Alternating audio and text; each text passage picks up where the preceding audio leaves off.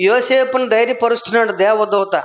ఏమనంటే, నీ భార్యకు జరిగిన కార్యము అది పరిశుద్ధాత్మ వలన కలిగిన కార్యం కాబట్టి నువ్వు భయపడవలసిన పని లేదు. ప్రియ దేవుని బిడ్డలారా, పరిశుద్ధాత్మ కార్యములు జరిగే చోట భయపడాల్సిన పని లేదు. స్తోత్రం చెప్పండి గట్టి, హల్లెలూయా.